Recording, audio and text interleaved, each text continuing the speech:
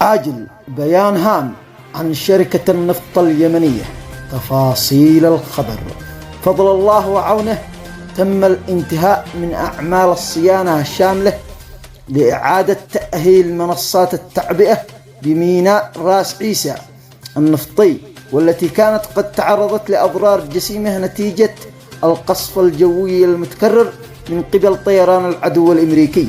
وقد تم بحمد الله استئناف عمليات الضخ للمادة البنزين والديزل من السفن إلى الناقلات البترولية، وهي في طريقها إلى مختلف المحافظات الحرة.